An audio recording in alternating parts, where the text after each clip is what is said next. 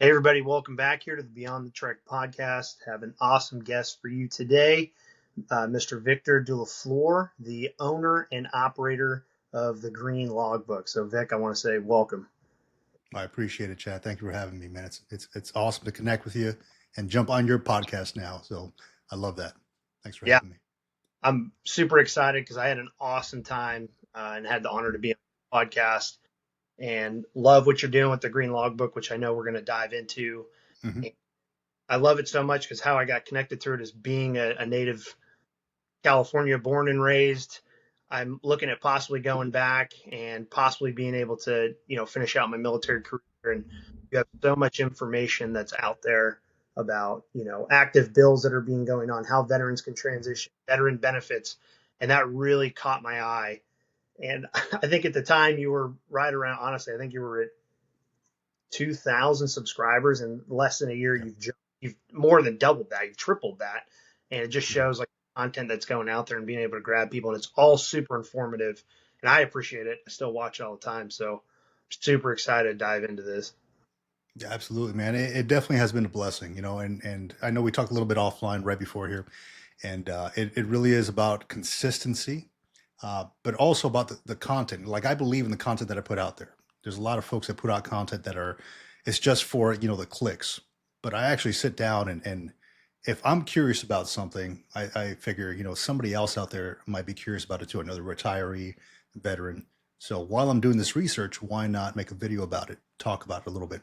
And I think just out of that curiosity, that's where the audience grew. And it grew to like audience members, subscribers, um, to memberships now on the YouTube channel, which I didn't expect to do it, but I opened it up, give these folks first views on the videos, just posts directly to the members, speaking to the members. So it really has been a blessing, man. It has grown to something I don't think I ever imagined.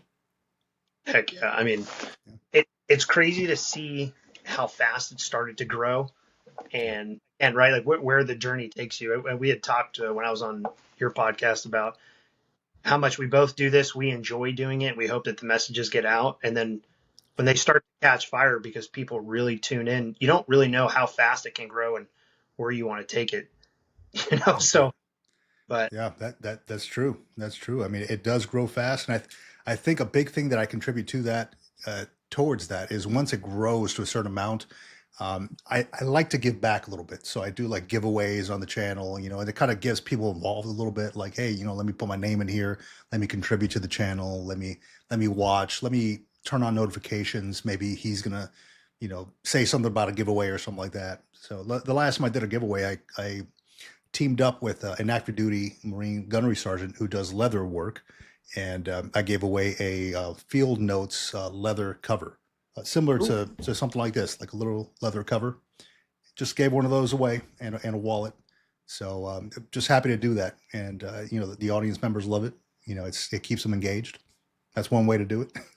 That is I want to hit on this before I go into your bio, but Sure. there's so many active duty military out there, reserves, whatever capacity you serve in, that the military really breeds entrepreneurship. And I think with They the do. growth of social media, YouTube, all these different mediums, you are seeing Mhm. a lot of service members get away from that mindset that say, hey, I was a grunt, I was ex military occupational specialty. It doesn't translate to anything. And they're Mhm. actually taking those skills of being able to manage, being able to plan, think of operations, synchronize stuff, and put things together. And you're seeing a lot of active duty owned organizations out there that are doing things like that are just absolutely phenomenal. That it is possible to do, you know? It is, yeah. And the more people that put videos out there, and the more people that you can connect with, I didn't know that there was such a big community out there, of these veterans who are doing their own thing. And I joke about it now. Like I went from the Marine Corps to contract position to a federal government position. And once, all that ended, and I was kind of like in limbo, like what's going to happen next? I'm still applying to other jobs and stuff. And I figured, you know what, let me tap into this YouTube thing. And it started growing. And now I joke about it that it really seems hard to go back to a 9 to 5. after having seen the growth that this YouTube thing is doing. Not only the YouTube thing, the I also have another business on the side, and then the coaching as well. People hit me up on the website for some coaching. It could be anything like military civilian transition. I even had a guy reach out to me about growing his own YouTube channel. So I'm like, hey, I would be happy to talk about it. It was more of a conversation. The guy, he paid for a certain amount of time, and we stayed on the phone for like 3 hours. I was like, don't worry about it, dude. I'm having a good time talking about this. I really enjoy it, and I want to give back to that next generation of folks who are trying to do something with their knowledge. That's awesome. You're about to catch me here signing up. But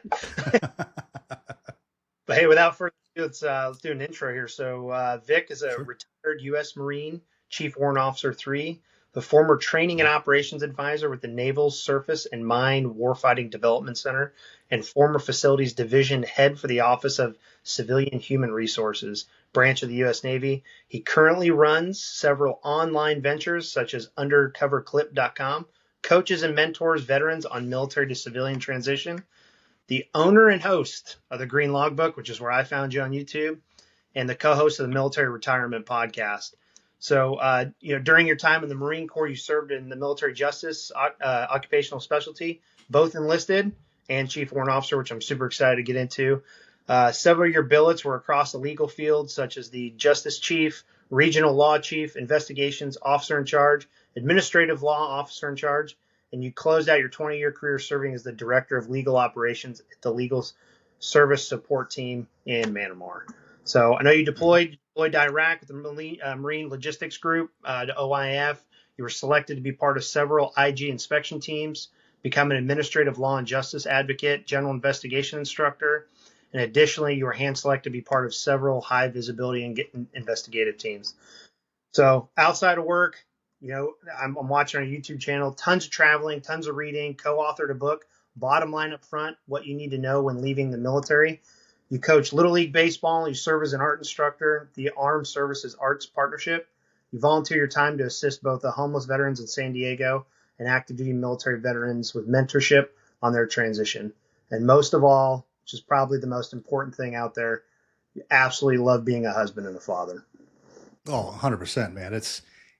I wake up every morning and just get my main mission in the morning. And a big thing that I told my old bosses when I was getting into the federal position, into the surface and mine warfighting position, can I start my day at 8 by when everybody else comes in at 7:30, for the sole fact that I want to be able to take my kids to school.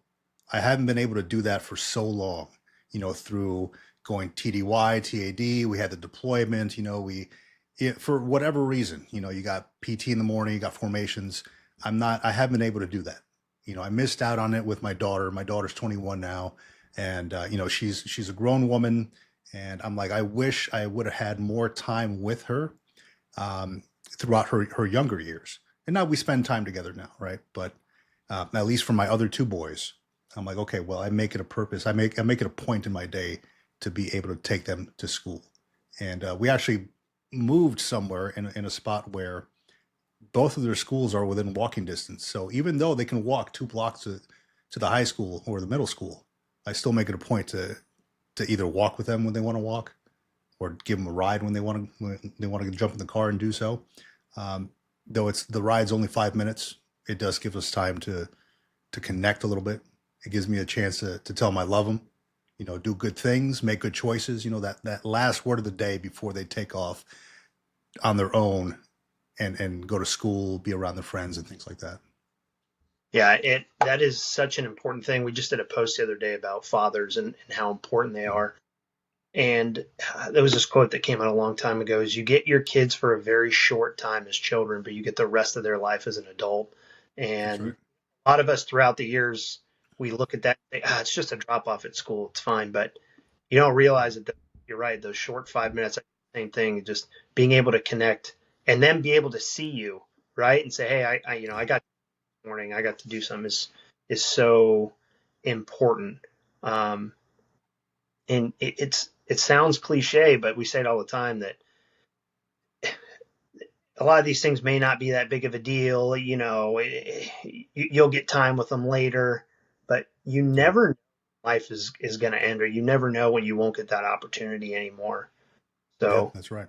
That's dude, right. super, super awesome. And Uh, that's a big reason why I think it would be hard for me to go back to a 9 to 5 as well. Because a lot of the stuff I do now is, at home. I'm here in my home office. I made it comfortable for me. I painted the walls, did all the good stuff to make it as comfortable as possible, to enjoy being in this environment.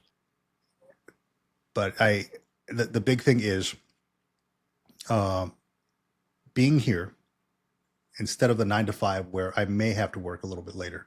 I won't see them when they come home from school. Now being here in the office, I can see my kid walking up the road, walking up to the house. I greet them at the end of the day when they come home. We all sit down to dinner together, so it's really kind of making up for essentially what I had missed with my older child. Though she still lives at home, and when I ask her to come to dinner, she's like, "Oh, do I have to?" I'm like, "Well, yeah, you're part of the family, right?"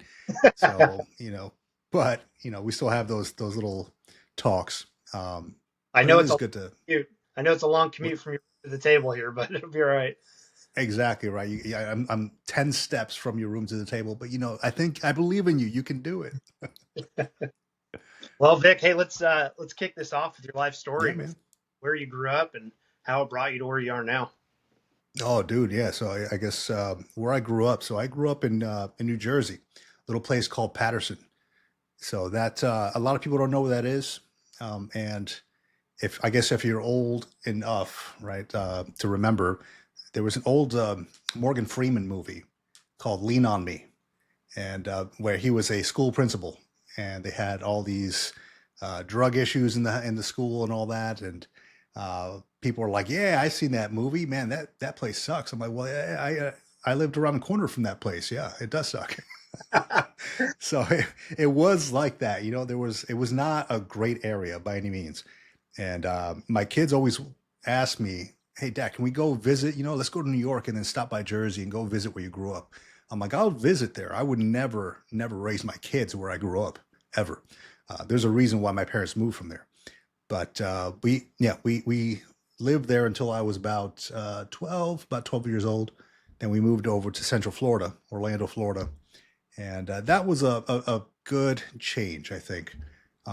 Then, as you grow older, I became more, a little older in teenage years, became a knucklehead a little bit, more rebellious against my parents, and I started hanging out with the wrong type of folks. And I recall growing up, my parents would always kind of sit me down and attempt to counsel me, right? It always went through one ear and out the other.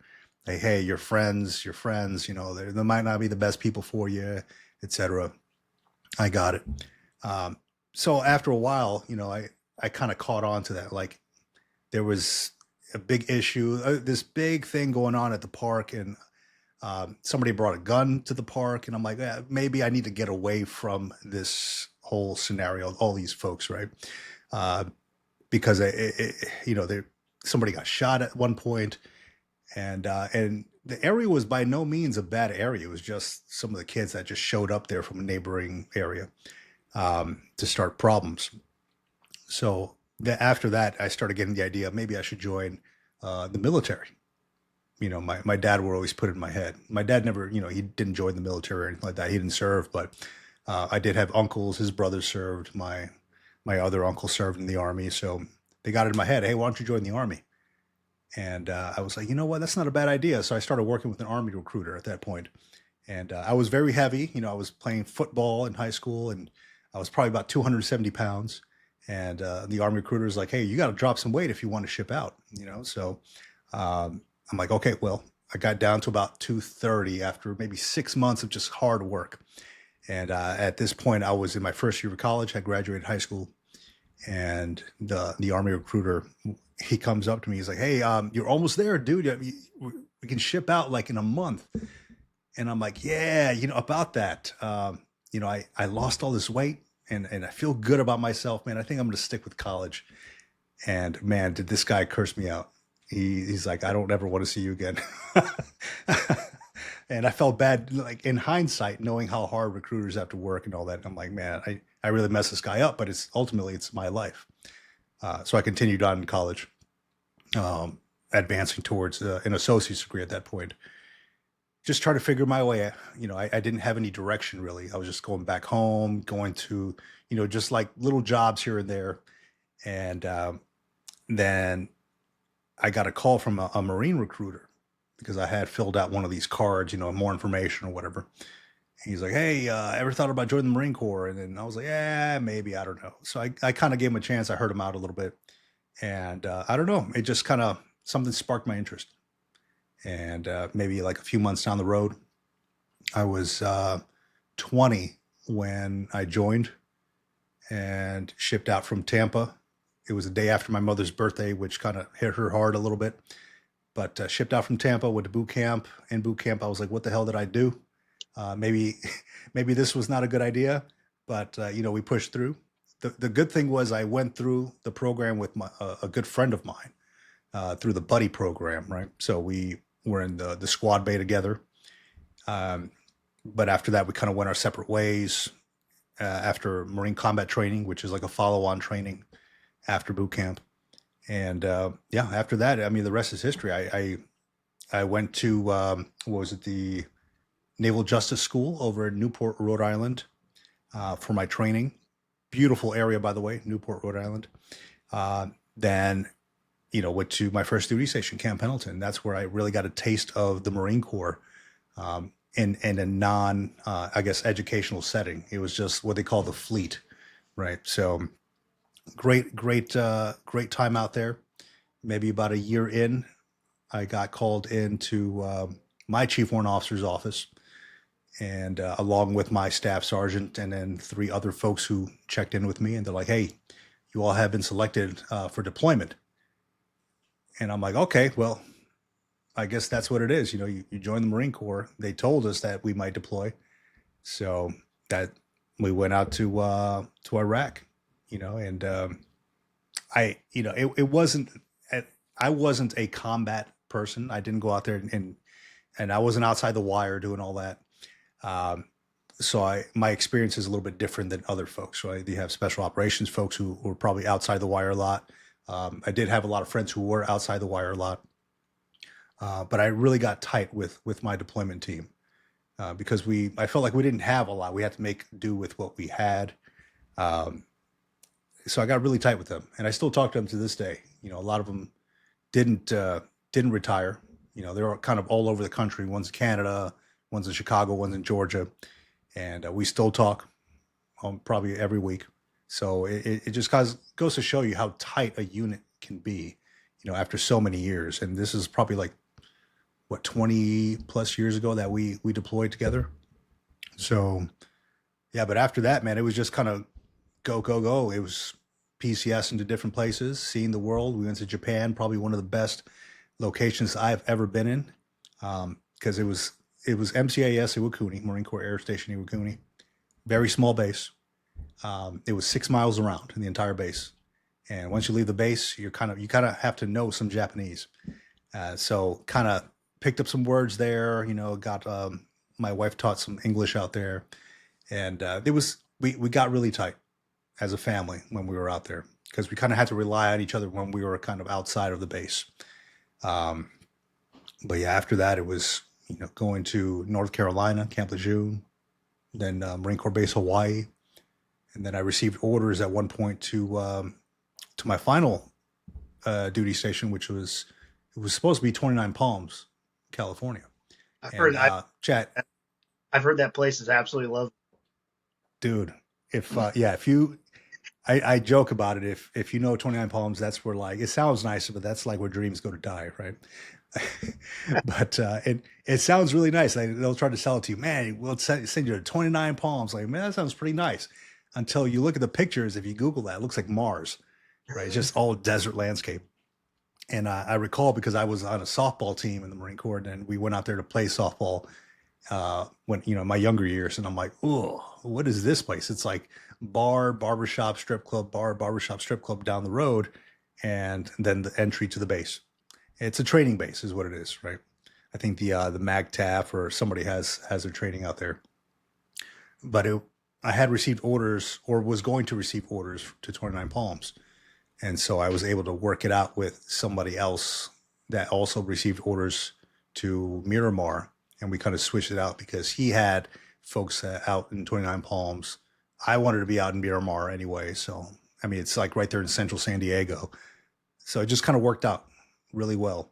And that's where I ended up. And after I retired, I was like, you know what? Told the wife, you followed me around for so long, for 20 years, always moving jobs, always, taking care of the kids. And after I retire, I would like to follow you around and where your career takes you. So she's like, okay, well, I want to stay here in San Diego because she had a good job here with the Navy. So I, in turn, while I was on terminal leave, through the network, was able to find that job over at Surface Warfare. And it just kind of went from there. I don't know if you want to get into it, but the Surface Warfare stuff is a funny story if you want to hear it. Let's do it. Okay. So I harp on networks a lot. Networks are huge for the sole fact, and due to this story, it's I don't know anything about surface warfare. I've never worked in surface warfare. I've never done surface warfare, and I was told through my network. My wife was part of my network, and then we kind of knew the same people there. And they're like, hey, this GS 15 or 14 was like, hey, there's an opening at Surface Warfighting Development Center. Do you know anybody who could serve as a training and operations advisor? And she's like, oh, yeah, my husband, is a retired chief warrant officer. He's done this. She's like, yeah, give me his resume. And they liked my resume. I mean, I'm not embellishing anything. I didn't add anything crazy. Exactly what I kind of sent you, right? Sent my resume, things that I've done in the Marine Corps and stuff, and where I've gone, etc. And she's like, yeah, we want him on our team. So they brought me on. I took 3 months, like 3 solid months of taking like pubs home to study like surface warfare, to study what surface warfare, what a SWO does, because I was expected to know these things. The Navy is so technical, and half of the abbreviations that they were putting up, I'm like, I don't even know what this, let me take this stuff home. I need to learn this stuff like the back of my hand. So I took 3 months to really learn this stuff, like base level surface warfare stuff. And it kind of blossomed from there, man. I started learning, started meeting more people, understanding the way it went, understanding the rhythm. Was sitting in intel briefs with the 1-star admiral every week. Was getting training together for upcoming ship commanders, newly appointed ship commanders. Was doing foreign disclosure stuff, like whenever you have these allies, right? These like Norway or whoever, different countries that want information on surface warfare. Then I kind of dissect all that stuff and see what we can give them. So I mean, it was a good experience. But you're also kind of stuck in a skiff for much of your day, like a windowless room. Can't bring your cell phone or anything like that. So it's like, yeah, if you ever seen that picture of Ben Affleck smoking a cigarette outside, that's kind of what it felt like when you go outside for a break. I don't smoke, but I was like, just like, you got to take a breather, And I did that for a solid year, probably a year and a month or so. I'm glad I did it, because it really learned a lot about that side of the military. But at the same time, I was like, okay, I got to find something else, because I don't know if I can last here for longer than a year. I'm going to go crazy. And that's when I started applying to the federal positions, and I got that job with the Navy. It was a probationary and supervisory position with the Navy. It was a GS-13. And they were excited. It was right around Christmas time, and they were excited to bring me on. I interviewed for it. That same evening, I got a call from the GS-15 saying, hey, I want to personally offer you the job. It was like 4 hours later. I want to personally offer you the job. You kind of blew it out the water. You were awesome. I was like, oh, this is great. I would love to come on board, And Man, that was a heavy lift because that was around the time when Doge was implemented, Department of Government Efficiency, and when everybody was mandated to go from telework status to in-office status. So nobody had been in office for about a year plus potentially. So I was the facilities division head. I was in charge of 6 facilities, naval facilities, and 1 NASA facility across the U.S. And when I tell you that a lot of these buildings were like in terrible shape, like I'm putting it lightly, man. I mean, there was like leaks in the roofs, on top of cubicles, on top of like monitors. They were just like the water was just pouring there. When they went in there, I was introduced to my team, about 12 folks across the U.S. It was like GS-12s and down, and I was like, "Hey, send me pictures of what you guys got." Okay, well, you got leaks in the roof. You got like birds that are in the attic and stuff. And inside like the AC, they peck through the AC stuff.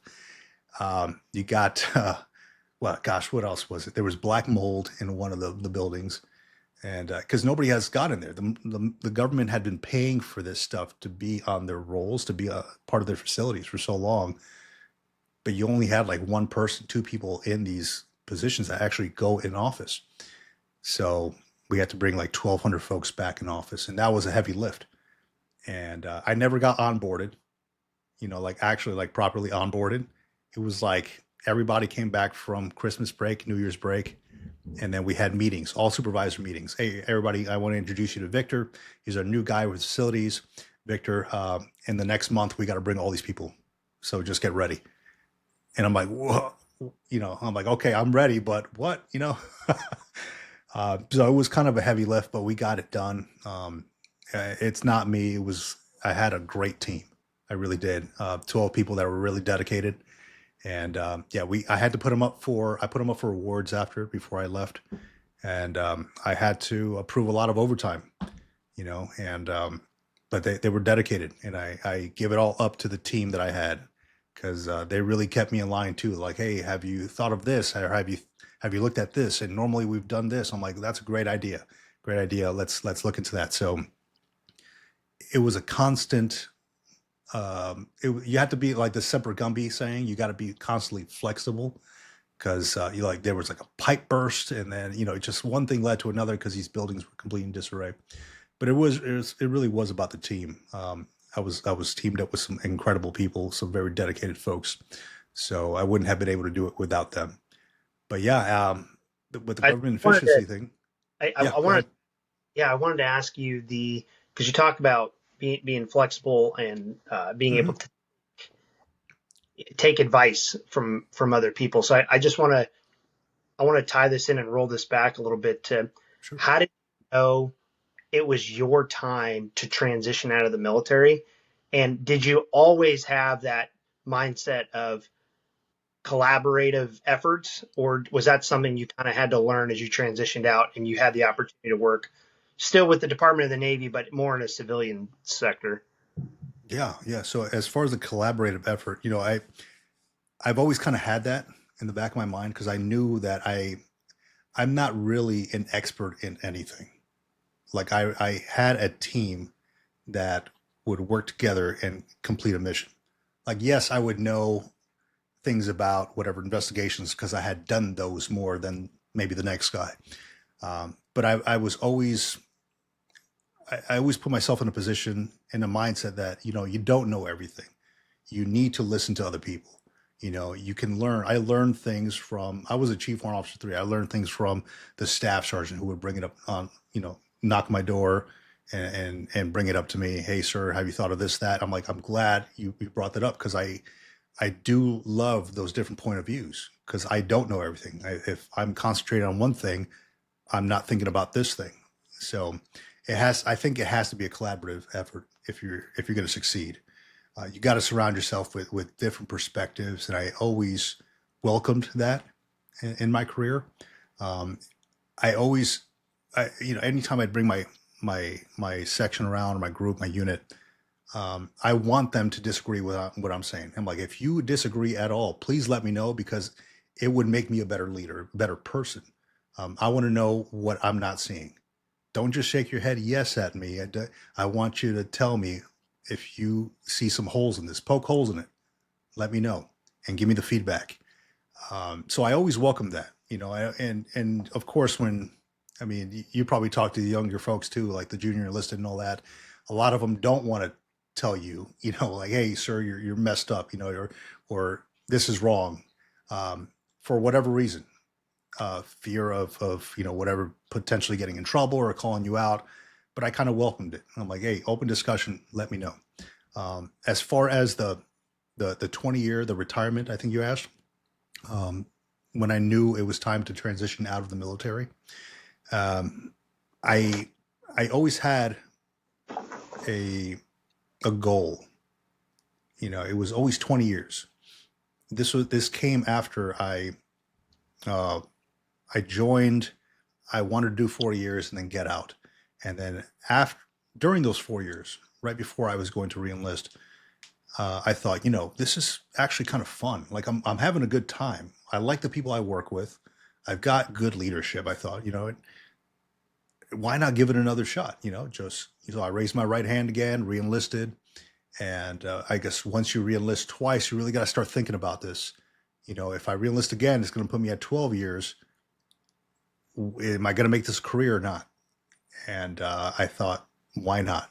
Just let's see where this ends up. Let's see where this goes. I was already married by the time. I would talk to my wife a lot about this, and she's like, "Well, I mean, continue doing it if you're having fun with it." I'm like, "I really am having fun with it." I thought, I'll stop doing it when it stops being fun, or at 20 years, because that was always the goal. And I joke that I failed at my goal because I ended up doing 20 years in a month and not 20 years. So, but no, that was always the goal, man. It was 20 years, and move on, see what I can do with the rest. I wanted to be young enough to do something else in the second chapter of my life. Yeah, I think that's an important thing to highlight because I'm going to speak for a lot of combat arms types guys, right? Where I'm sure you can relate to that to people is it can get very top heavy in those types of specialties. So the feedback and being able to take feedback from people that aren't working at the head shed, right? That the CEO level, if you will, can be really difficult when they transition out because you went from being the guy or gal who gets the say and not much pushback to now you retire and you work in whatever capacity and you kind of have to take feedback because that 25-year-old who just started there has been there 5 years longer than you and understands. So that's like really good to hear.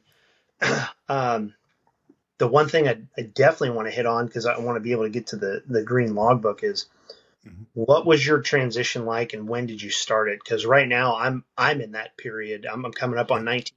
I've got to go a little bit longer just because I commissioned later, but I'm realizing now there's so much out there. And truly, I'm glad, at least for the Army side, they've allowed people to put in their paperwork, their intent to retire 24 months out. Talking to a lot of people that I know that started a year out, when they got to the end, they were like, that was not enough time. So I'm super interested. I want to, be able to tell people and have you share your experience. How much time did you think you need? How much time did you wish you had? And when should you really start it? Yeah. So I kind of got it in my mind at about 15 years that I should probably start doing something, at least like financially. Uh, I'm a big, I like to write things down. I'm a big like journaler and writer, and I'm constantly doing calculations and things like that because I want to know the potential. Like if I put this away, or if my TSP is making this much, here's what I could potentially have. I'm constantly doing this stuff. So at about 15 years in, I was kind of making some calculations. I'm like, okay, well, I want to get out of debt. We still had our car payment, nothing big, right? We had a mortgage, a car payment, um, little things here and there, recurring bills, cell phone bills, and stuff like that, and my wife's student loan bill. So I'm like, okay, well, I really want to get out of all this debt because it weighs heavily on me, and I can't think about us I can't think about me leaving the military having still owing somebody money. That's like the worst feeling for me. So at 15 years in, we doubled down, started throwing everything we had really at the debt. We paid all that off, and at about maybe a year and a half later, started maxing out TSP. Started just that was the mindset. Maxing out TSP. We were living off my wife's pay. All of my pay was going to savings, investing, TSP, starting at like 16 years, all the way up to 20 years. For the sole fact that I didn't know what to expect at 20 years. I didn't know if it would be hard for me to find a job. I didn't know if it would be, if it would be hard for me to find a job, would we be able to actually live in San Diego? Would I be able to purchase another car? Just a lot of things that you think about when it comes to making your final move and moving on from the military. So at least for the networking and everything else, that came at about 2 years in. Like all the medical stuff that people talk about. Like I put all that off for so long. Um, I went in and got a surgery at my 19th year in, something that I had been putting off since 2006. Um, and I just kind of been pushing through. And I never wanted to be out of the fight for so long. I'd be away from the unit and all that stuff. I never really thought about myself. It was always like the whole, the mission. So I put it off for so long, and it'd been kind of getting worse and worse. It was my leg, the surgery on my leg, and I had been getting worse and worse and worse. So I was like, you know what? Everybody was telling me it's easier for you to get the surgery while you're active duty versus doing it when you're out on the outside. So that's exactly what I did. Went to Naval Hospital, had referrals and all that stuff. Went to the Naval Hospital. They did the surgery. And so I'd say like the medical stuff, I really started doubling down on that 2 years out. The networking thing, doubling down on that 2 years out.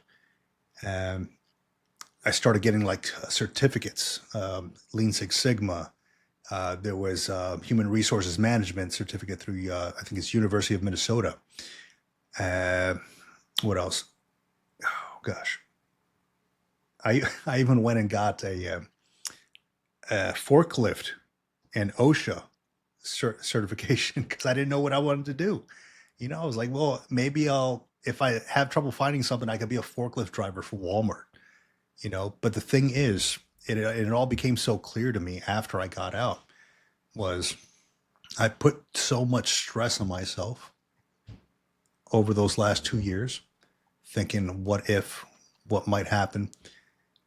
And I quickly found out, like, I am well equipped with, education, with the knowledge of being able to transition to another position, like potentially like a human resources or veteran friendly position at a college or whatever it is, a federal position. I'm well equipped for that. Because I have like project management experience. I have program management experience. I was a director of this and that. So um, I think I put myself through more stress than I needed to. And I lost a lot of sleep. I probably aged like 5 years in the last year I was in. I really did. I feel like I did because I was constantly just worrying about it. But again, the person that grounded me was my wife. And she's like, look, just chill out. We're okay. We're good. Finances are good. We'll get a place to live here. Kids are healthy. Everything's all right. I'm like, yeah, you're absolutely right. That kind of grounded me a little bit. But I think the sweet spot is if you know that you're going to be retiring, probably about 5 years out, start looking at your finances. And after that, maybe about 2 years out, really start doubling down on the networking piece, on certifications, whatever you want to do, right? That's probably the sweet spot right there. It's super interesting. You said the debt piece. So I was in the same boat right around the 13, 14 year mark. Mm-hmm. And I love telling people that when they say, hey, it's super hard to do. Yeah, it's hard, but you put yourself in that boat. And especially now, I mean, you're talking, you retired, what, 2 years ago? And yeah, December 2023. Yeah. Okay. So this was a handful of years ago when you were at your Hmm. 15 year mark. So look at the price of cars now. People that are taking on 80, $100,000 car loans. Yeah. You, yeah, you're right. 5 years isn't a lot of time when you have that kind of debt to be able to pay off and set yourself up, because it is a good feeling to be able to get out of debt and say, hey, I don't owe anybody anything. I can transition and be all right. Um, Hmm. I think that is super important. And I wanted to ask you what your feeling was is on that last day. I know you have a video up on YouTube, and one of my teammates here, Ken, retired last year, and he called me right after it happened. And you get so used to PCSing, you go in there, you get your stamp, get your turn in your paperwork, and you're like, hey, I'm just going on to the next place. And if you don't have systems in place, finances, preparation, he's all, hey man, they stamped that paperwork, they handed it to me and just said, next. He's like, and I drove off post, and he's like, that was it. I drove off and the gate was in my rearview mirror and there was no party. It was just life went on, you know? Yeah, yeah, So that's true, man. Um, I kind of felt the same way. I went to go pick up my DD 214, and you review all the stuff on your DD 214, make sure your rewards are right, the schools that you attended were correct, your name is spelled correctly. Um, they ask you, do you elect SBP? And I didn't know. I asked the corporal standing at the desk. I'm like, what do people normally do? He's like, I don't know, sir. Yes. I'm like, well, I guess so. Yes. I wish I didn't. I wish I hadn't chosen SBP, because that's another topic we can get into.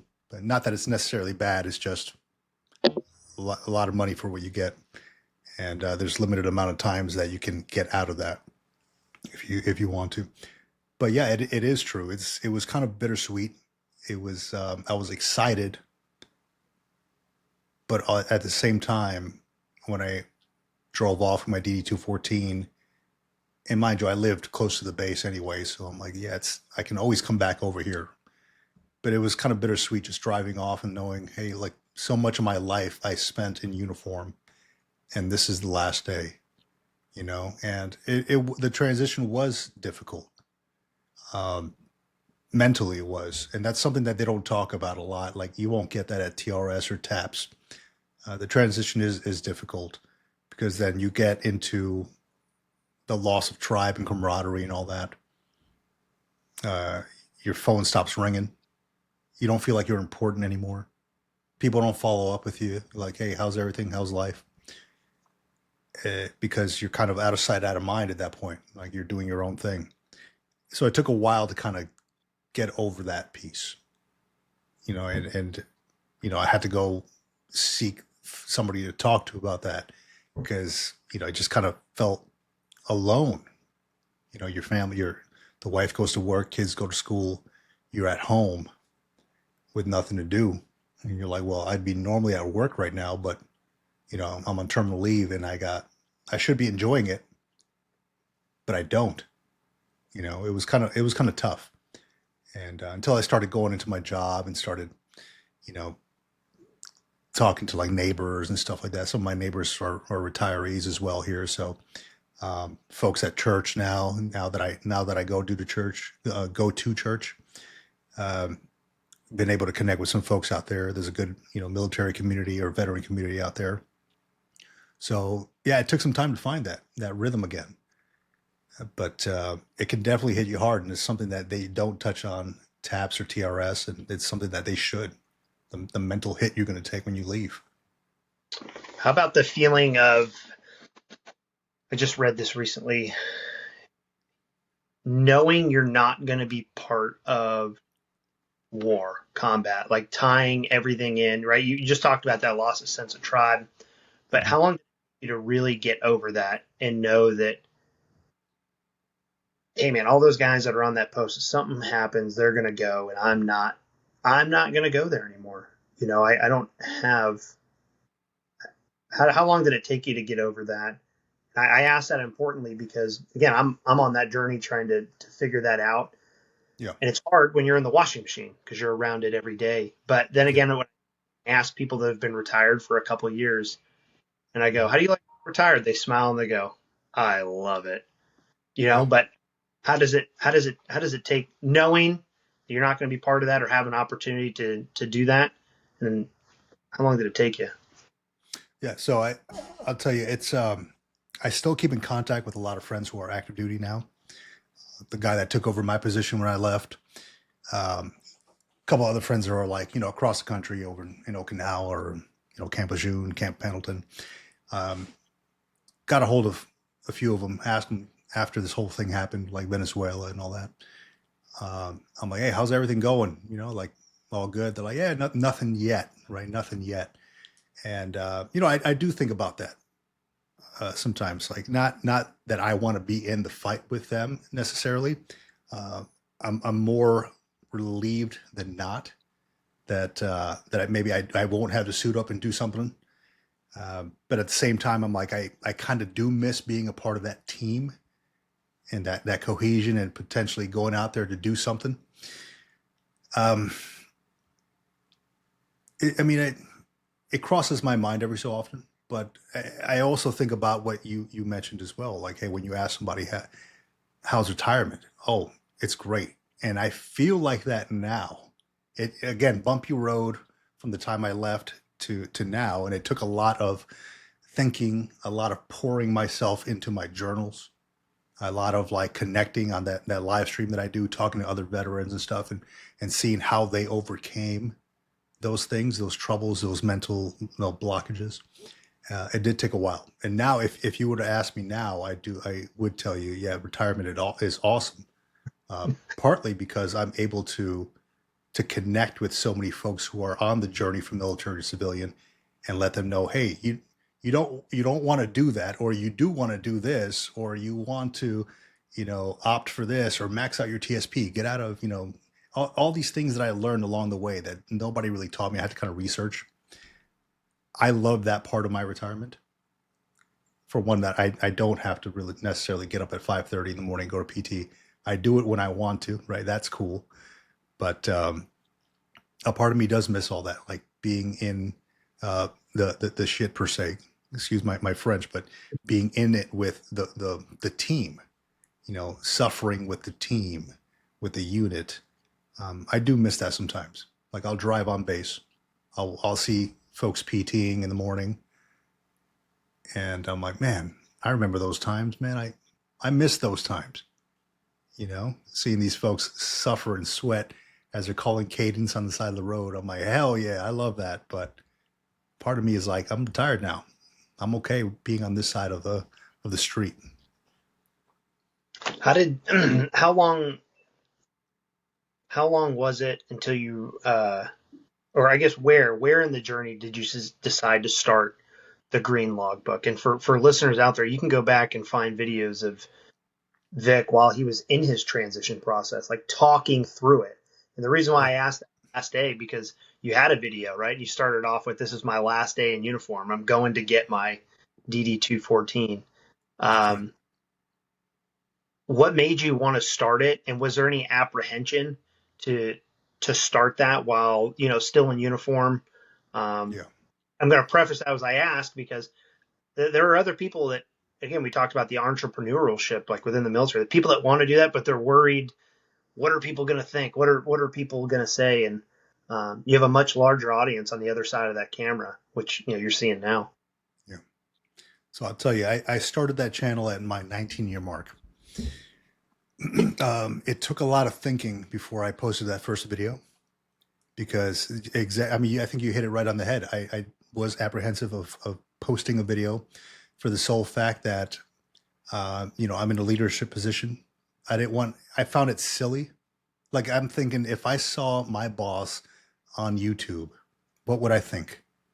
I mean, not necessarily that he'd be dancing or doing silly dance moves or whatever, but what would I think like at all? And I'm like, okay, well, a lieutenant colonel making videos, I'd probably think it's silly. And so I was so hesitant about making a video and posting it up for that sole fact. Like I didn't want my junior Marines to find me online and think, this is my boss. What the hell is he doing? But then I kind of sat back and thought, I'm not doing silly TikTok videos or whatever. I'm not, just making fun of folks. I'm putting out good information, like things that I want to put out good information, things that people may want to know on their journey. So I guess that helped me a little bit in pressing publish or on my first video. It was, I started documenting stuff like I'm going through TRS, I'm here I am with the DD214, me walking down the hall as I'm feeling myself, picking up that DD214 or walking into TRS, it was more of an educational thing. For one, I wanted to be able to remember these times, so I wanted to put it up there. But for two, I also thought this could potentially help somebody else. Somebody who's the military is going to be here for another 250 years.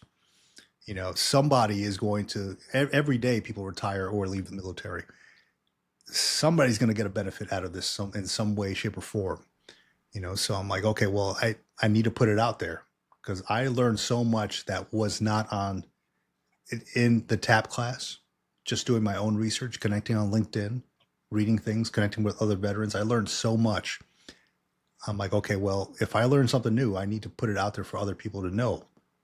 Like if I didn't know about it, there's got to be millions of other people out there who don't know about it. So it was a little tough to start it, but I convinced myself because I looked at the educational piece of it. Yeah, and I think it's just super important. We don't have as big of a following as you, but when you take a step back and think about everything you just said, think about how many followers you have on each platform and add all those up. You might have 10,000 people that thought your information was super valuable. And now the information that you put out in a somewhat of a sense, like you're accountable to those 10,000 people because they find your stuff super interesting and beneficial for them that they're going to go out and share. I mean, right before we started recording, one of the videos that you were talking about, which I think is how it was actually the thumbnail. That's how I found you on YouTube, right? Was the General's Pay. That one's got what, over 100,000 views? About almost 250,000, something like that. Yeah, like that's not that's a lot of people. That's multiple cities. And it was just an interesting topic. I was going through, I forgot how I came up with that one, but I just happened to be looking up, like, what does a general actually make in retirement? And like the numbers were, they're big numbers. Obviously, these are generals who have served 30, 40 years, right? 1 star through 4-star. So I started just reading about it. And then I'm like, you know what? Other people might want to know about this too. So let me make a video, and sure enough, that once you get monetized on YouTube and the numbers hit like 250,000 views, and you can see how long these people are watching the video for, the longer, the better, including all the ads and stuff that they have to click through and watch. Those are significant numbers. They are, and they definitely do help. But I didn't expect for it to blow up. It was just like, hey, me making a video about something that interests me, and I go down rabbit holes every so often. I'm curious about this and that. And, and then depending on what's happening with like in politics and the administration, people will watch more. So I'll watch, like when there was a time when they fired some generals and admirals, a couple months ago. And so you'll see like views spike up for that video. And then it'll kind of go back down, and then, hey, they're having a meeting with all the admirals and generals now. Views will spike up again, so it's cool to see that. It really is. But yeah, no, I'm grateful that's how we connected, man. See, through the general's video. Yeah. And where do you see the Green Logbook going? And I want to ask this as two questions. Is one, where do you see that going now that you're starting to grow? But also, since you're putting information out there, you're doing the research for other people and you're informing them on what's happening. Mm-hmm. I want to tie this to when we had our conversation when I was a guest on your podcast, is what are you doing for yourself to ensure that you're staying healthy physically, mentally, emotionally, spiritually, to be able to put that energy out there for other people to continue getting the benefit? Yeah, yeah. So where do I see it going? Is it's that's a big question because I'm constantly changing. I got a whiteboard right next to me, and I'm always throwing up ideas. I'm always brainstorming things. I would love for it to be like the place where veterans go to find resources, as far as like mental health, as far as being 1% better every day. Uh, Initially, I was looking at going the VA disability route. Like let's make this channel all about VA disability. But I'm like, okay, those are already out there. I want to be able to be the place where folks can connect, where folks can come for maybe didn't necessarily serve with them, but maybe they're looking to connect with another veteran who maybe has been going through some of the same things that they went through. And I have videos on that too that have gotten some good views. And then I do the live streams as well, Veterans and Coffee live streams every week. So folks tell me like, hey, I'm glad you have this because it, for whatever reason, it prompted them to come on the live stream and actually be on the video and talk to me.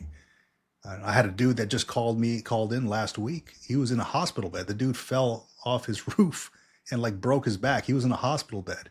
He called in and he was just as happy as could be, just being there to connect with other veterans. And I really appreciated his positive mental attitude and his positive outlook on that. Um, but he's like, yeah, man, life sucked. But then I was able to connect with, other veterans on here. He was just sitting in a hospital bed. He couldn't do anything else. Got on his phone. He saw the live stream and he jumped on there. I think it's one of the last two live streams that I did. Dude's in his gown in a hospital bed. So I really do appreciate that. And as far as getting staying as healthy as I can, um, I still get up in the morning and I still do some kind of a workout, right? Like this morning, I went outside and I walked about 3 miles. And, it's not always a run anymore. I was a runner. I ran a marathon, several half marathons. Um, I loved running throughout my whole career. And after they did that surgery on my leg, it doesn't feel the same. It really doesn't. It's you know, something about it. It just kind of I get tired. My calves start to hurt after a while, so I just kind of change it to like a walk run. So I'm doing what I can with what I have as far as the physical part. The mental part, I think I'm in a good place. I'm happy. My family's happy and healthy. I'm doing well with the YouTube thing. It's growing. I'm connecting with a lot of folks. I feel good about that. The one place I feel like I was really missing was the spiritual part, and that I've never been a very religious person or overly religious or anything, and but I did feel like I needed to connect with something because I was missing that. So one day is probably sometime, maybe beginning of 2025. I went out for a run. We had just recently moved into this neighborhood. Went out for a run, and there was behind some trees. I saw this little church there, you know, and it just had the name of the church there. And I'm like, oh, there's one nearby. Let me go stop by on Sunday and see what it's all about.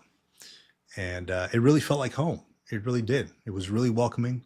I had been to like bigger ones, and it kind of felt like you're in this huge group and kind of, you know, nobody's noticing you because it's such a huge church. This one was a little bit smaller. And then I found that, there's a leadership group there for kids, right? And I talk to my kids a lot about leadership. I'm prepping my son to go to the Naval Academy here in a few years. The other one wants to go to the Naval Academy as well, and he's a little bit younger, but they want to go. They got it in their mind. Like, I want to do military service, just like my old man, right? Because they see me in uniform, and they want to kind of follow in those footsteps. And I was thankful that this church had like a leadership thing for kids. And lo and behold, the folks who run that are former Marines. There's a Navy SEAL guy that heads it up. So I'm like connected with them. A lot, they're all retired or veterans, and it was just good to be able to connect with that. And you know, that feeling when you're serving in the military, you're serving for a purpose bigger than yourself, your mission, your unit. You're there for the people, for your soldiers, your Marines. It felt good to get back into that same scenario where I'm serving a purpose bigger than myself, you know, with like-minded folks around me. So I didn't feel alone anymore. It felt good. So I think I've got that kind of as squared away as possible. I'd say, like the mental, the physical, the spiritual part, um, and the purpose. I think the purpose is big too. And I have a lot of talks with folks on purpose and passion. And I think I figured it out a little bit. Just kind of starting this YouTube thing and just connecting with veterans and working with them. And I think that is where my purpose lies, really. And once you find that, it's kind of like an eye-opening experience. It's like, wow, you know, this is what I'm here for. You know, it was great to find that. Yeah, and you just sparked two things. I want to give a shout out to Denny, the host of the Security Alt podcast. He said something to me a long time ago that's really stuck with me. Mm-hmm. And he said, the team room is bigger on the outside. Like, never forget that, right? Your veteran community, all those things, you just have to find it. You've got to be able to connect with it, and you're doing that. And one of the next question I wanted to ask you comes from JC Glick. He's an awesome. He was the CEO of the Commit Foundation. We had him on as a guest. He posted something the other day that talked about transition, and he said he did his transition wrong. And I think that's a common thread, especially what you're getting after, right? There's not a lot of people that talk about it, so you go through it knowing what you figure out along the way. But he said a lot of people get ready to transition and they say, what do I want to do? Instead of, who do I want to be? Because if you can figure out who you want to be, what your values are, and align that, what you want to do will come along with that. Yep. And a subcategory of that, with one of the comments that somebody wrote, was kind of the question I asked you. I felt somebody had said, knowing that I wasn't going to be part of the going to war, the war machine, I felt lost. I got offered a lot of job offers with more money than I had ever seen before, but I just didn't feel like it was there. So what is a piece of advice you would give to people that are looking at transition about who do you want to be, you know, and then finding that happy medium between post-service life, you know, finding a job that brings you satisfaction. Yeah. So a big piece of advice that was given to me a while back, and I remember I go back to it often, and I have it written down here. That's why I looked over to the side. I got it written down here when you said that. It's, you didn't come this far just to come this far, you know. Ooh. And I think about that a lot, because a lot of folks that I connect with, they live in that mentality of, I'm a veteran. I've left the military. I've peaked. That is the highest point of my life, is having served in the military. And it's not as simple as that. You have so much more life to live and so much more to give, especially with that mind and that heart of service, right? That has never left me. I still want to give back somehow. You know, I volunteer a whole lot, just wanting to give back to other veterans. It doesn't have to be veterans. It could be like beach cleanups, just wanting to do something, you know? So I think veterans have the heart of service, man. And I think to that a lot. You know, you didn't come this far just to come this far. You didn't learn what you learned in the military: leadership, mentorship, you know, the life of service, you know, wanting to give back, to just stop after you leave the military. You got so much more to give. And always in the back of my mind, man, every time I start a new like logbook, I carry around my little journals and stuff. I always put these quotes in the next one.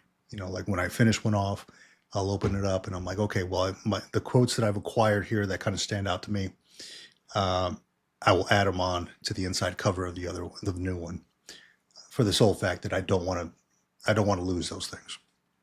So a couple of things that have stood out to me, you know, someday you will not be able to do this. Today is not that day. That kind of keeps me going as well. Because someday I'm going to be old, and maybe my knees are going to hurt a lot more. So why not get out and go do some PT now while I can? Someday my kids will not be living here in my house with me. So why not go and enjoy a breakfast with them on a Sunday morning, or go play catch with them outside after school?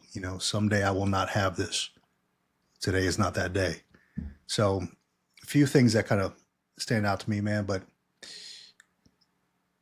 if that answers your question, I can go on with more Yeah. things, more quotes. But I mean, those are the ones that are really close to my heart. So you sparked you sparked another question for me. I got asked this on a podcast, and this question really Sure. stuck with me. I want to ask you now, Mm-hmm. especially after what you just said with the kids and everything else. What were you afraid of then, and what are you afraid of now?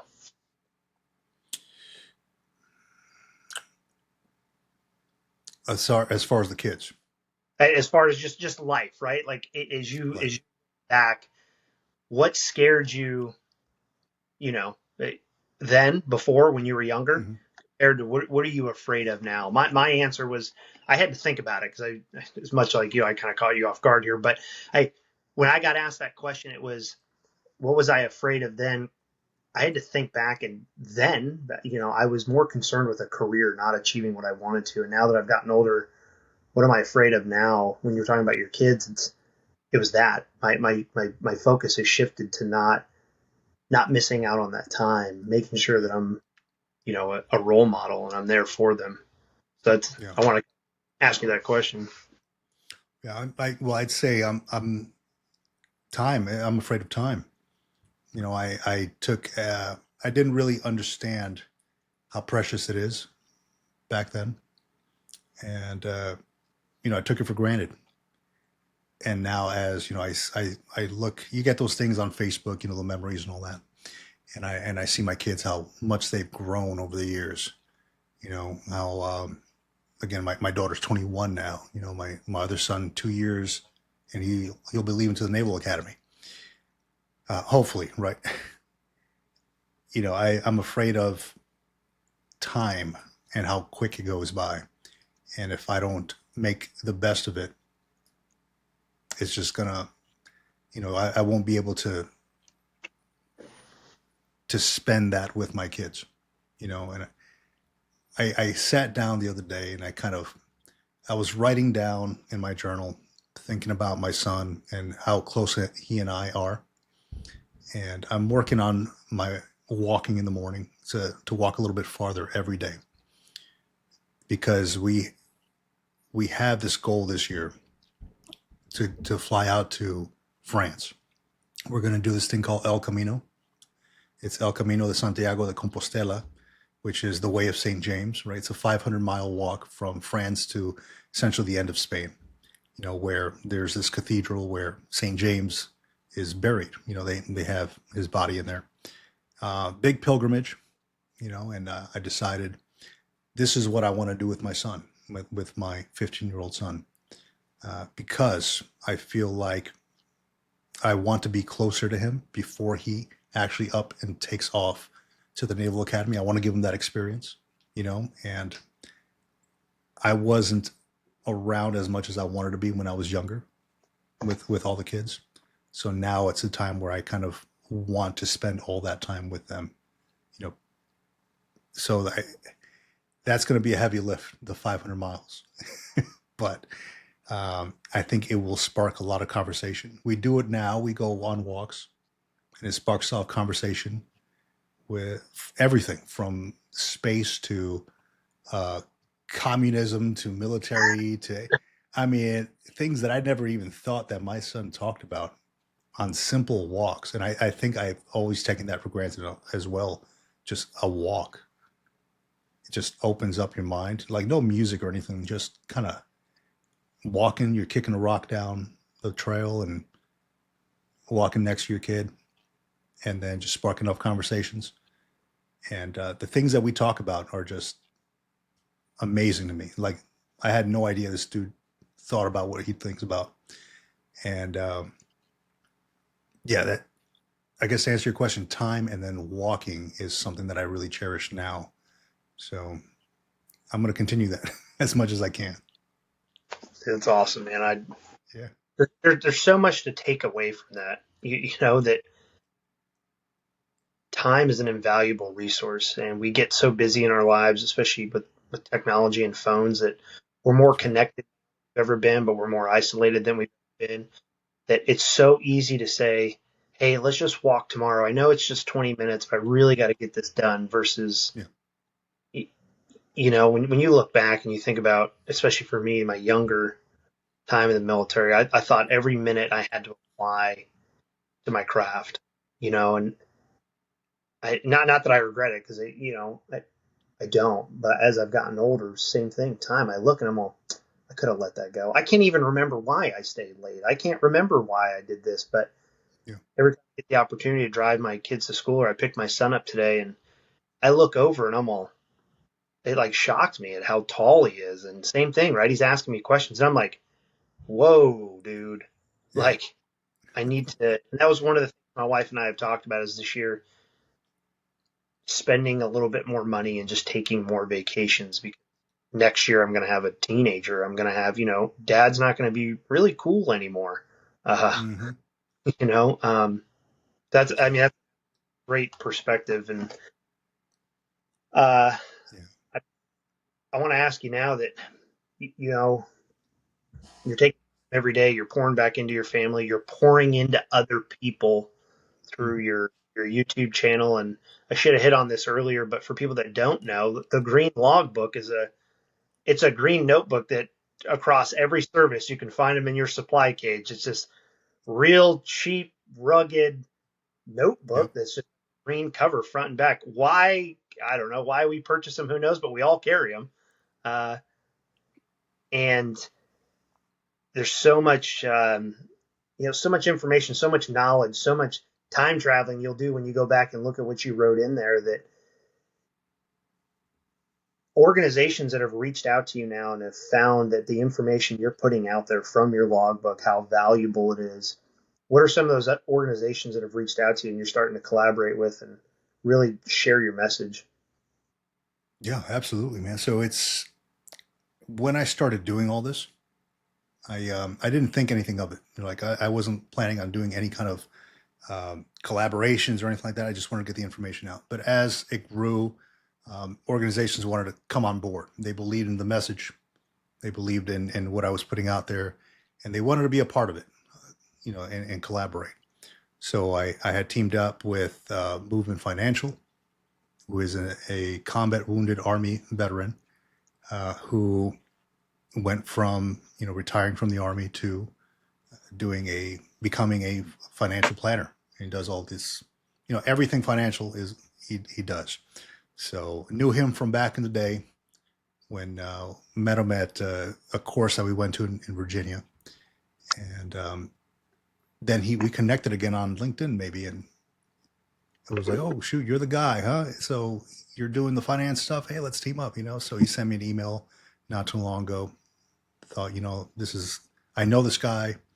I like what he's putting out. He's legit. Why not? Teamed up with this company called Wild Bill's Craft Beverage Company. So this is a Navy owned and operated, veteran owned and operated company. So this guy, it literally is. I don't know if you've ever been to like these big beverage company Mm-hmm. stores, like Bevmo maybe. They're all nationwide. And this guy, we had him on the podcast at one point. Then he's like, dude, I like what you're putting out there. I like the message. I like the connection with the veterans. He wants to grow it. And again, he's nationwide. He's like, yeah, I want to get more veterans in on the franchises that he's trying to build. So he's like, hey, let's team up. I said, let's do it, man. I like what you're putting out. You're legit. We had you on the podcast. So Wild Bills it is. So there, and the guy, Ebby Travels, the guy, I think he's an army captain who built this whole Space A platform. And I wanted to go Space A too. Like I love the idea of going Space A. Sometimes it could be a little tough, right? With a whole family, a family of five, to travel Space A. But I've done it before, and I'm like, this guy's making it easier for folks to travel Space A. and with like links directly to your emails or text. So why not, team up with this guy?